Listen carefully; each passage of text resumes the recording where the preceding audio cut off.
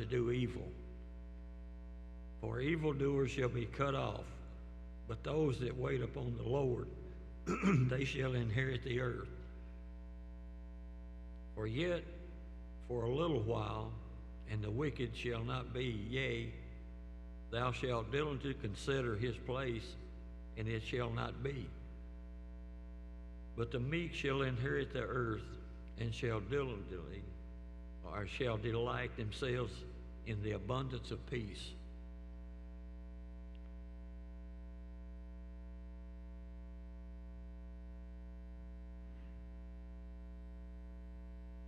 I know whom I have believed.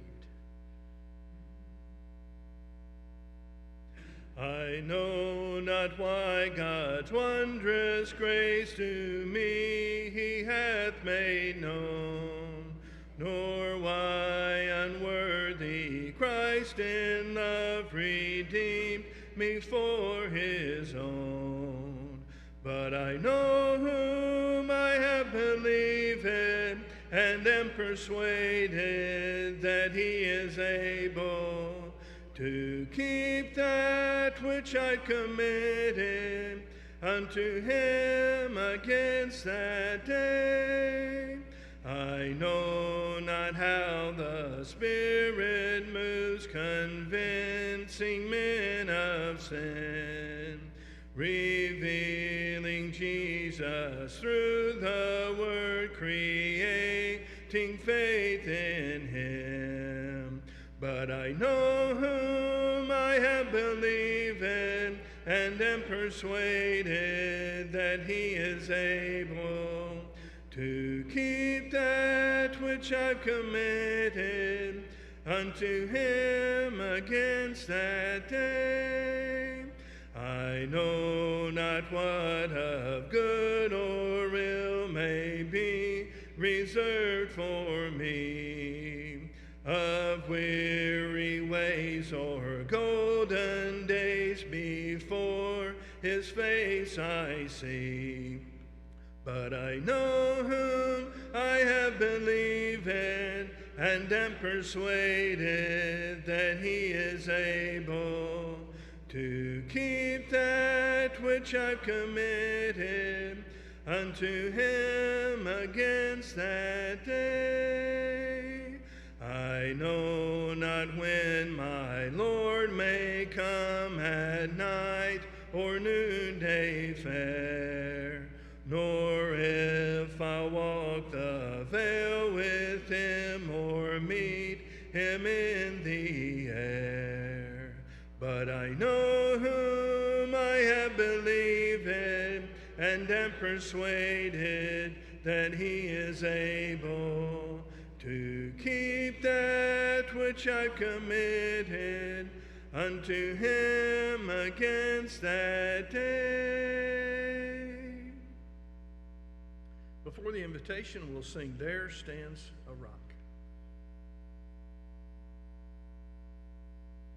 There stands a rock on shores of time that rears to heaven its head sublime. That rock is cleft, and they are blessed who find within this cleft a rest. Some build their hopes on the ever-drifting sand, some on their fame or their treasure or their land. Mine's on the rock that forever shall stand, Jesus, the rock of ages.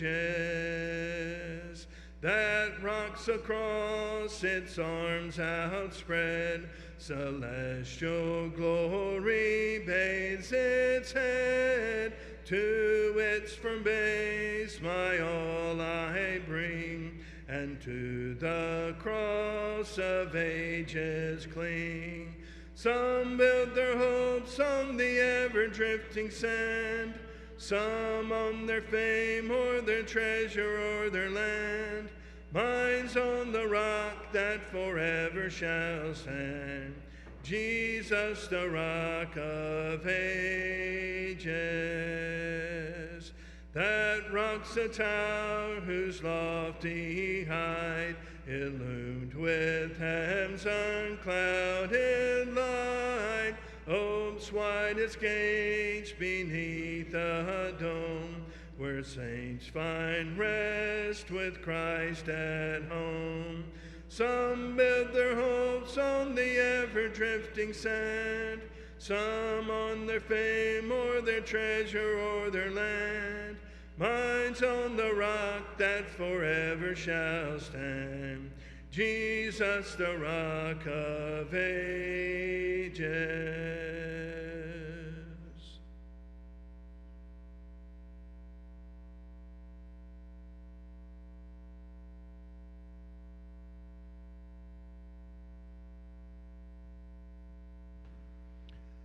Well, good evening.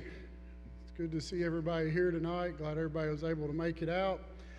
We were sitting there singing further along. I always call it Tempted and Tried, but I just kind of got to wondering. I was like, I wonder when we get there, what will we think about 2020? Maybe we won't even think about it. Who knows? I mean, or we may think a lot about it. I don't know. But I got to thinking about that while we were singing that. I think the understatement of the year would be the 2020 has definitely been a year of ups and downs. And I think most would probably say more downs than ups. But it's been a really rocky year for everybody. I can't think of a person that hasn't been impacted by this year in one form or another.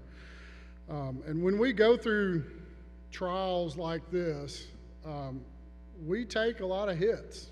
And our faith takes a lot of hits, and we are tempted and tried, kind of as the song said.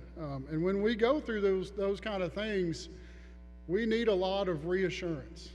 We need reassurance as we go through these type of trials. One way to kind of picture this, I'm sure many of you have. I think I did a long time ago. You go to the beach. What do you do on the beach usually? You build a sandcastle, right? I think most of us have either built a sandcastle or seen one built. But when you build a sandcastle all day and you get it all built up and you get it all packed in really good, say you do that about 9 o'clock in the morning and you're real proud of it and it looks great, what happens at about 11 o'clock? What happens about 12 o'clock? What happens about 2 o'clock? Well, if you don't do anything, it starts to kind of crumble, right? It gets really dry. It'll start kind of flaking a little bit. As the tide comes in, the waves may kind of start to hit it, and it just gets weak over time, right? And if you want your sandcastle to last, which I was never good at this, but I've had people tell me, I think I built one sandcastle in my time, so I'm not the best one to talk about it, but experts have told me. But if you want your sandcastle to last, what do you have to do? You got to keep packing it down, right? You got to keep working at it, and maybe even pour a little water on it to kind of keep it from drying out. But you got to keep working on it, and if you keep working on it, then you can still have something you're kind of proud of by the end of the day. But if you just let it go and you don't do anything, it'll just kind of waste away to nothing, and then when one of those big waves come, it just wipes it off, right? Well, I think that's a really good analogy for our faith. Because if you think about our faith, as we go through life and we take these hits, and this year has had more than its own share of them, those little hits kind of take pieces of our sandcastle of faith away, if you'll let me use that analogy. And maybe it's a little bit over time, it's not real big ones, but if it keeps happening over time, then something big happens, it can just wipe you out. So that's why with our faith is no different. We've got to constantly build it up. Discouragement, sin, distractions of the world, those are all things that can just slowly weaken our faith over time. And then, God forbid, something major happen, then it can just wipe it out. And it can just wipe your faith out and leave nothing standing. So tonight, what I'd like to do just look at a couple of verses that can help us kind of build up or kind of pack in our sandcastle of faith, if you will, and some verses that we can kind of look at to kind of build our faith some. Now, I will say this is one of those lessons you preach it yourself, and I've preached it at myself so often I thought I would just share it. So I share none of this as an expert, only as a frequent recipient of this lesson. So I don't want to come across as somebody that's got this all figured out, because I'm far from that. The first verse I want us to look at is Psalms 91, verse 1. Psalms 91, verse 1. If you remember when Andy was going through Psalms throughout this summer, this was one of the chapters that he covered. But Psalms 91, 1 says, "He who dwells in the secret place of the Most High shall abide under the shadow of shall abide under the shadow of the Almighty. He who dwells in the secret place of the Most High shall abide under the shadow of the Almighty." So what the psalmist is telling us here is that we're not alone. We're not in this by ourselves. Those that are God's children are under his shadow. Kind of think about you're under the shadow of that tree, or you're kind of under the wings of the bird, kind of trying to take care of its children. When we're God's children, we're never alone.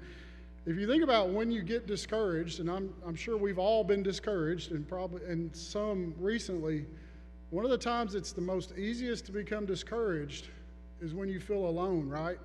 If you're going through a lot of trials, if you're dealing with the stresses of 2020, and it just becomes overwhelming, a lot of times it's because we feel like we're trying to do this all by ourselves. We feel like this weight is just all on us, and nobody's here to help us out. It can feel overwhelming when we just feel like we can't handle it. But what we got to remember is, and the encouragement is, God's in this with us. He's telling us, you're in my shadow. I got you. I'm walking through this with you. As God's children, we just always need to remember, we're never alone. God didn't put us on this earth and then walk away and say, all right, good luck, goodbye, see you later. He's here with us. He's walking with us. His promises of protection, care, forgiveness, those all apply to us. And those verses and those promises are meant to help us, but they're also meant to be an encouragement to us too, to know that we're not in this alone. So the first verse of encouragement there, Psalm 91:1, is just that we're not in this alone. We're never alone. God is here with us. The second passage I want us to look at is 2 Corinthians chapter 12, verses 9 through 10. 2 Corinthians chapter 12, verses 9 through 10. So this is a pretty familiar passage with Paul writing to the Corinthians, but he says, "And he said to me," talking about God, "My grace is sufficient for you, for my strength is made perfect in weakness. Therefore, most gladly Paul talking there, I would rather boast in my infirmities, that the power of Christ may rest upon me. Therefore, I take pleasure in infirmities, in reproaches, in needs, and persecutions, and distress, for Christ's sake. For when I am weak, then I am strong." I love how Paul ends that phrase there in verse 10. For when I am weak, I am strong. Why in the world would Paul say that he was strong when he was weak? We read that and we think, well, is that some higher level poetry that we're not familiar with? What Paul is saying there is, when he's weak, that's when God has the opportunity to help. So if you think about it, if we're strong like Iron Man or Thor or any of those Superman, any of those superheroes, if we could solve it all on our own, if we had every challenge, if we could solve every problem, if I could whip out the COVID cure here in my pocket and COVID be done like that, and all the stresses and worries of this country were just solved in a minute, if we could just handle all this on our own, why would we need God? Where would the opportunity be for God to show his strength, or God to show his power? So what Paul is saying, when God told Paul, look, I'm not taking this away from you, because you need to feel this weakness. You need to realize you need help. And Paul recognized when he needed help, that was God's opportunity to step in and help. And Paul was thankful that he was able to receive God's help, that he was able to experience God's love and his help. No one's going to argue that God is the most powerful being in the world and that there's nothing that can defeat God. So then shouldn't we also consider ourselves strong when we know that God is helping us? So when we consider ourselves weak and we know God's promised that he's going to step in and help us out, that's why Paul's saying, well, then I am strong. I may personally be struggling with this, but that's also when God's going to step in and help me out, which is going to make me strong.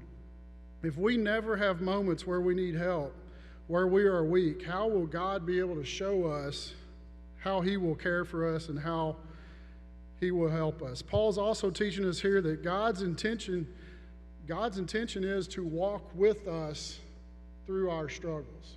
That's how God shows us that he's here to help us when we have these struggles. God didn't, like I said earlier, God doesn't just say good luck, wish you all the best. He's here walking with us to help us. And that's why Paul said, for when I am weak, I'm strong. So that's number two. Number one, Psalms 91:1, we're never alone. Number two, 2 Corinthians 12:9 through 10, when things get tough, that's when God helps us out, and that's a time for us to be thankful. And then thirdly, what Brody read for us earlier in Psalms 37:7 through 11, and I'm not going to read that again, but there's a couple parts of this passage that really stuck out to me. The first was there in verse 7 where the psalmist said, rest in the Lord and wait patiently for him. Again, we've talked about God's promise that he's going to help us, that he's going to be there to help us. But often, our expectation of when that help will come is a lot different than his, right? So the psalmist there is encouraging us, wait in the Lord, but wait how?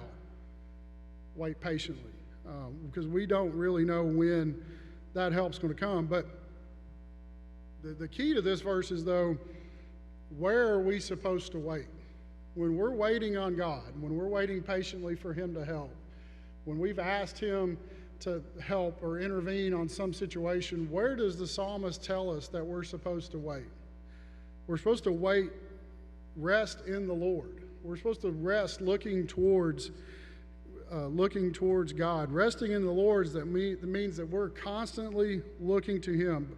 And by constantly looking to him, we keep our faith grounded in him instead of what other people may be telling us. And if you think about that today, that could never be more important than going to God to understand what's true or not. We hear so many things today, and that's when we watch the news, when we read things online and we're trying to understand things, we hear so many different things. Julie and I will laugh a lot at night.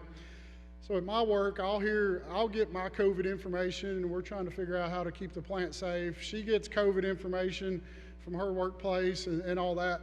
What's funny is both of us, the info comes from the CDC, Tennessee Department of Health, all these agencies, but we are often told different things, different protocols, different regulations, 6 feet, 10 minutes, 10 feet, 20.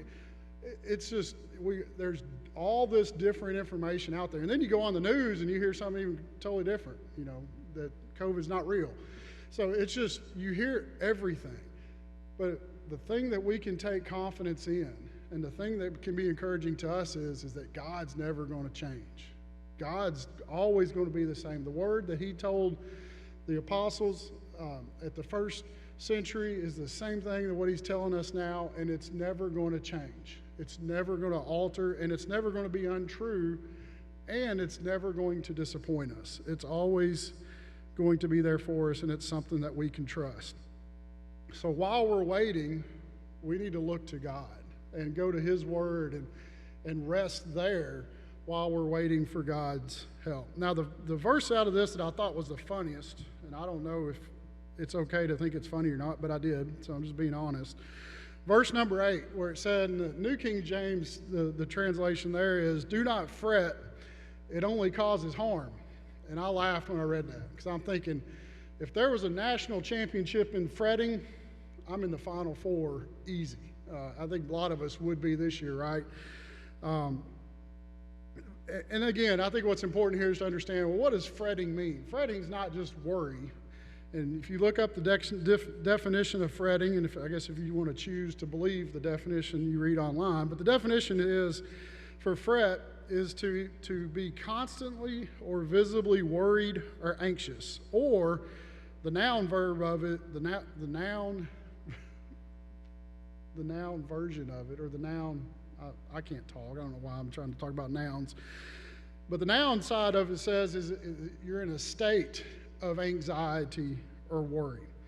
So it's that constant worry, or it's that worry or anxiety that turns into something physical other than just, oh yeah, I'm kind of worried about this. It's like where it's physically altering kind of your state of being. That's what the psalmist is telling us. Don't worry to the point to where you're visibly anxious or that you're just in this constant state of anxiety. And the thing I think it's important here is if we are viewed as people that are in a constant state of anxiety or worry, what does that portray? What are we projecting to the world? You think about 1 Peter 3:15. 1 Peter 3:15, Peter tells us that we always need to be ready to explain what? Explain why we have hope, or the reason for the hope that is in us. Well, just think about it. If you're in this constant state of anxiety, or if you're constantly fretting, are people going to say, oh, hey, Mike, you've worried all your hair out. Let me go ask you why you've got hope, right? So obviously I'm not doing very good at this. I'm failing. But I think you guys get the point. If we're constantly worried, if we're constantly stressed and acting like, oh, it just ain't going to work out. It's just not going to, it's all bad. It's going to be bad. If you're kind of a doomsday person, people aren't going to come to you and say, hey, why are you hopeful? Why aren't you stressed out like the rest of us? And we want people to approach us and ask us that, so that we can explain that our hope, our faith, our confidence comes from God, comes from Jesus and that sacrifice on that cross that really takes care of all this and takes the worry about this away, because then we're no longer slaves to sin, and that we have freedom from sin because Jesus died on the cross. So that's why the psalmist there is saying, don't fret, don't let yourself get in that state of just constant anxiety, because it's sending the wrong message. That's where we need to go back to the previous verses in Psalm, or I guess it's a later verse in Psalm 91, where he says, we're in God's shadow, and he's going to take care of us. He's going to be there for us. So as God's children and part of God's family, we are protected. We need to show that by the way that we respond to the challenges of the world. That's why we are told to rest in the Lord, so that he can provide us comfort. God's not expecting us to figure all this out on our own. So those are three passages. There's a lot of passages we can go to have encouragement, to have reassurance. And I would just encourage you, whatever those verses are that speak to you, go to those and use those as a source to help build up your faith sandcastle, if you will. The main thing is we need to remember James chapter 4, verse 7, where James tells us that we need to draw near to God. So however that works for you, obviously attending how we can is one great way to do that. Constant reading, prayer, meditation, whatever those things are that help you draw near to God, we need to do that so that he will draw near to us. So when we struggle, when we're hurting, when we're discouraged, we need to go to God. So now obviously the best way to feel that reassurance, and to not just feel it, but have that reassurance, is by becoming a Christian. And by becoming a Christian is the only path we have to not just temporarily, but permanently wipe out all the sin that is in our life, and to assure that home in heaven. If there are any here tonight that need to become a Christian, or if you are a Christian and you just need help, you need some encouragement, that's the great blessing of being a child of God, is having our brothers and sisters surround us. So if we can be of assistance to anyone tonight, please come now as we stand and sing.